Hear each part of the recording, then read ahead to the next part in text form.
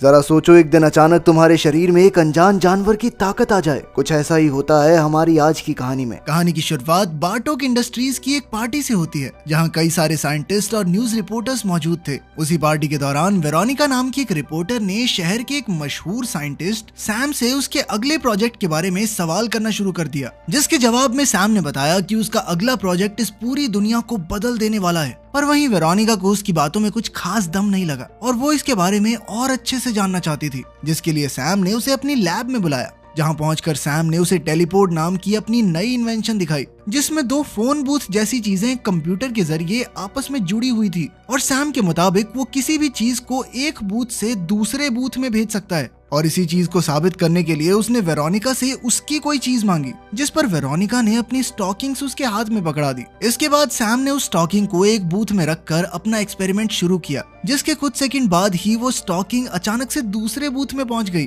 और वहीं पास में ही खड़ी वेरोनिका ये देखकर हैरान हो गई थी। वो अच्छे से जानती थी कि यह आविष्कार सच में दुनिया बदल सकता है। इसके बाद उन दोनों ने इस आविष्कार के बारे में बातें करना शुरू कर दिया, जिस दौरान वेरोनिका ने बताया कि वो उन दोनों की बातचीत को रिकॉर्ड कर रही है। पर सैम इस बात से बिल्कुल भी खुश नहीं था, क्योंकि वो अपने इस आविष्कार के बारे में दुनिया को नहीं बताना चाहता था। पर वेरोनिका ने कहा कि तुमने इतनी जबरदस्त चीज बनाई है, पूरी दुनिया को इसके बारे में पता चलना चाहिए। और इसीलिए वो वहाँ से निकलकर सीधा अपनी मैगजीन के ऑफिस में चली गई, जहाँ उसने अपने बॉस साइमन को अपनी रिकॉर्डिंग सुनाते हुए सैम के आविष्कार के बारे में बताया। और सैम को वेरोनिका की बातों पर बिल्कुल विश्वास नहीं हो रहा था। और कुछ ही देर बाद उन दोनों की ये बातचीत बहस में बदलने लगी। पर तभी सैम भी वहाँ आ गया, जिसके बाद साइमन उन दोनों को कमरे में अकेला छोड़कर वहाँ से चला गया। थोड़ी देर बाद वो दोनों खाना खाने के लिए एक रेस्टोरेंट में गए। सैम ने वेरोनिका के सामने एक ऑफर रखा, जिसके मुताबिक अगर वेरोनिका अभी इस खबर को नहीं छापेगी तो वो सैम के इस आविष्कार पर किताब लिख सकती है, और वो किताब हमेशा के लिए उसकी जिंदगी बदल सकती है। उसकी ये बात सुनकर वेरोनिका भी इस समझौते के लिए तैयार हो गई।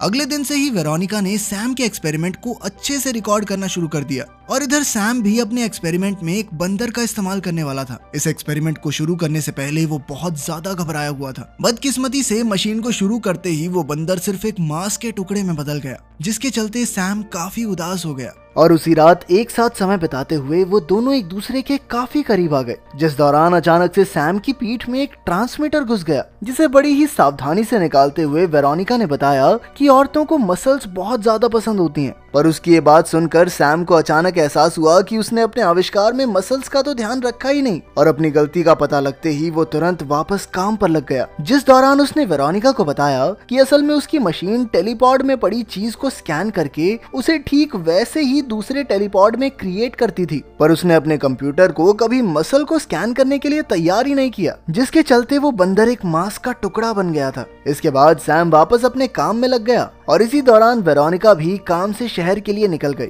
पर वो ये नहीं जानती थी कि घर से निकलने के बाद से साइमन उसका पीछा कर रहा था। और जब वेरोनिका बाजार में सैम के लिए कपड़े खरीद रही थी, तभी साइमन अचानक से उस पर आकर गुस्सा करने लगा कि तुम कैसे सो सकती हो किसी और के साथ। पर वेरोनिका का कहना था कि भाई मेरी मर्जी, मैं जिस मर्जी के साथ रहूं, तुझे क्या। उधर सैम ने अपनी पूरी तैयारी कर ली थी, और वेरोनिका के वापस आते ही वो पहली बार एक बंदर को टेलीपोर्ट करने में कामयाब हो गया, जिसके बाद उन दोनों की खुशी का ठिकाना नहीं था। और इसी खुशी को मनाने के लिए उन्होंने बाहर से खाना मंगवाने का फैसला किया। और तभी वेरोनिका की नजर टेबल पर पड़े पार्टिकल मैगजीन के एक एनवलप पर पड़ी, जिसमें सैम की शक्ल और आविष्कार के साथ एक न्यूज कवर की कॉपी पड़ी थी, जिसे देखते ही वेरोनिका समझ गई थी कि साइमन उससे पहले ही इस खबर को छापने की तैयारी कर रहा है। और इसीलिए वो तुरंत अपने ऑफिस पहुंची, जहां उसने साइमन को धमकी देते हुए इस खबर को ना छापने को कहा। पर सामने से बहस करने की बजाय साइमन उसके सामने कमजोर पड़ गया, जिसके बाद उसने बताया कि वो ये सब वेरोनिका को सैम से दूर रखने के लिए कर रहा है, ताकि वो वापस उसके पास आ जाए। जिस पर वेरोनिका ने जवाब दिया कि देख, अगर तू आखिरी इंसान होगा ना इस पूरी दुनिया में, तो भी हमारा कुछ नहीं होने वाला। पर उसने साइमन से वादा किया कि हम अच्छे दोस्त जरूर रहेंगे।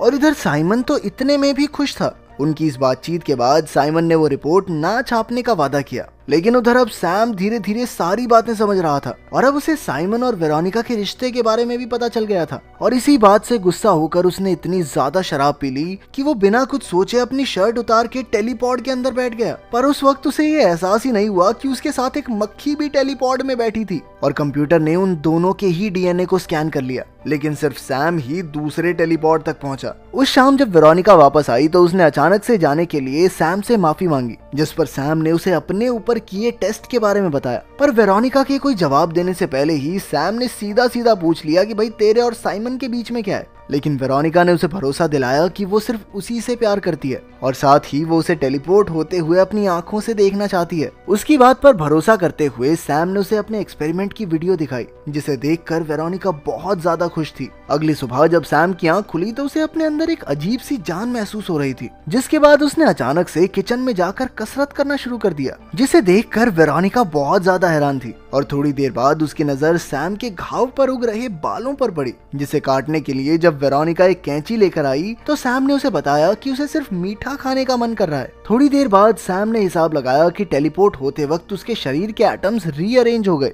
जिस वजह से उसके अंदर ताकत काफी ज्यादा बढ़ गई है। और अब वो चाहता था कि वेरोनिका भी इस चीज को महसूस करे। और जब उसने इसके लिए मना किया तो सैम ने उसे जबरदस्ती खींचना शुरू कर दिया। लेकिन इसके बावजूद भी जब वेरोनिका तैयार नहीं हुई तो सैम उस पर चिल्लाने लगा, जिसके बाद वेरोनिका तुरंत समझ गई कि सैम के साथ टेलीपोर्टेशन के दौरान कुछ तो गड़बड़ हुई है। पर सैम इस बात को मानने के लिए तैयार ही नहीं था और फिर वो कहने लगा कि अगर वेरोनिका को उस पर विश्वास नहीं है तो वो उसके साथ नहीं रहना चाहता। उनकी लड़ाई के बाद वो एक बार में गया जहां एक लड़की दो लोगों के बीच चल रहे पंजे के मैच को बड़े ध्यान से देख रही थी और इसीलिए सैम ने उस मैच में जीते हुए आदमी को चैलेंज कर दिया, जिसे बड़ी ही आसानी से हराने के बाद उसने उस लड़की को डिनर पर चलने के लिए पूछा और सैम की ताकत से इम्प्रेस होकर वो तुरंत ही तैयार भी हो गई। पूरी रात उसके साथ घूमने फिरने के बाद अगले दिन सैम उसे अपने घर ले गया, जहां उसने उस लड़की को भी टेलीपोड में बैठने को कहा। लेकिन इस लड़की ने मना करने की बजाय सैम का ध्यान भटकाना शुरू कर दिया और फिर थोड़ी देर बाद वेरोनिका वहां पहुंच गई, जिसके चलते वो लड़की वहां से सही सलामत निकल गई। वेरोनिका ने सैम को अपनी शक्ल देखने को कहा, जो अब धीरे धीरे बदल रही थी। साथ ही वेरोनिका ने उसके शरीर पर उग रहे बालों का डीएनए टेस्ट करवाया था, जिनका डीएनए किसी इंसान से ज्यादा एक कीड़े से मिल रहा था। पर सैम इस बात को मानने को तैयार ही नहीं था और उसने गुस्से में वेरोनिका को घर से बाहर निकाल दिया।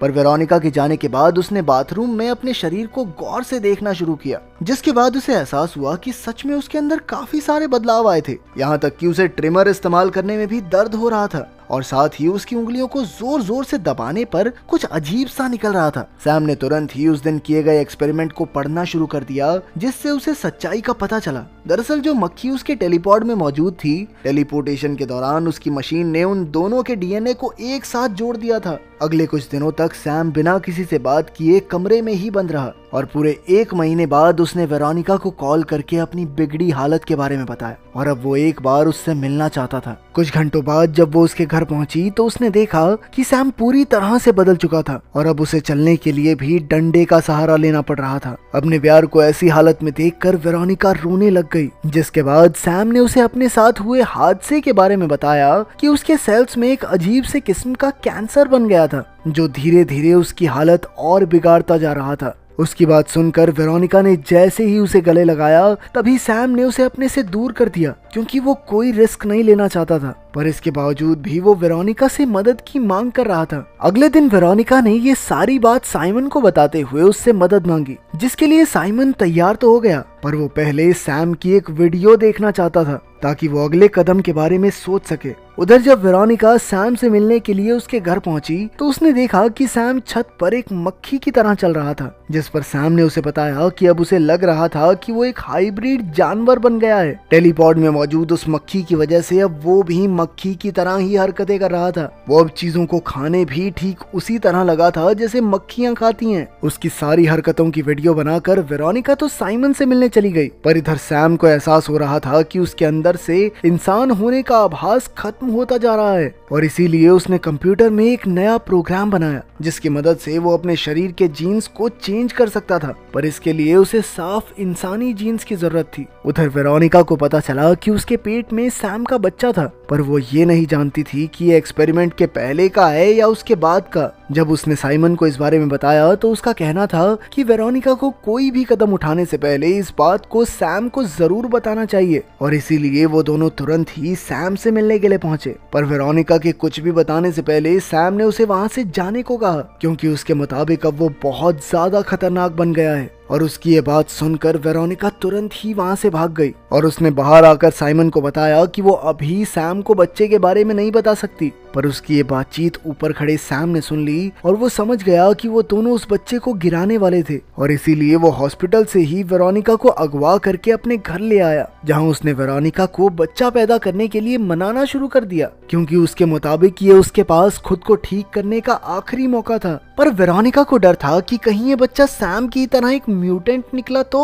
उसी वक्त साइमन वेरोनिका को बचाने के लिए लैब में अपनी शॉटगन के साथ घुस तो गया, पर गोली चलाने से पहले ही सैम ने उसे पकड़कर उसके हाथ पर एसिड वाली उल्टी कर दी, जिससे उसका हाथ गलना शुरू हो गया। पर इससे पहले कि सैम पूरी तरह से उसे खत्म कर पाता, वेरोनिका ने बीच में आकर उसे रोक दिया। इसके बाद सैम ने वेरोनिका को अपने आखिरी प्लान के बारे में बताया, जिसके मुताबिक वो वेरोनिका और उसके बच्चे को टेलीपॉड में बिठाने वाला था, ताकि वो तीनों एक ही डीएनए में एक परिवार की तरह हमेशा के लिए रह सकें। और जब सैम ने वेरोनिका को जबरदस्ती टेलीपॉड की तरफ खींचना शुरू किया, तो अपना बचाव करने के लिए वेरोनिका ने गलती से उसका जबड़ा उखाड़ दिया, जिसके बाद दर्द में चिल्लाते हुए सैम ने आखिरकार पूरी तरह से एक जानवर का रूप ले लिया। इसके बाद उसने जबरदस्ती वेरोनिका को एक टेलीपॉड में बंद कर दिया और खुद दूसरे टेलीपॉड में जाकर बैठ गया। पर तभी जख्मी पड़े साइमन ने वेरोनिका वाले टेलीपॉड की तार पर गोली मारकर उसे बाहर निकाल लिया। और वहीं सैम अभी भी टेलीपॉड में फंसा ही हुआ था कि तभी टेलीपोर्टेशन शुरू हो गई, जिसके चलते मशीन में छोटे छोटे धमाके होने शुरू हो गए। इस दौरान कई सारे लोहे के टुकड़े सैम के शरीर में घुस गए और उसने दर्द के मारे वेरोनिका से मौत की भीख मांगना शुरू कर दिया। इधर वेरोनिका पहले तो उसे गोली मारने में झिझक रही थी, पर अपने प्यार को इतने दर्द में देखकर उसने उसे मुक्ति देने का फैसला किया और आखिरकार उसने सैम पर गोली चला दी। आपके हिसाब से वेरोनिका ने सही किया या गलत, कमेंट्स में जरूर बताना। मिलते हैं अगली वीडियो में।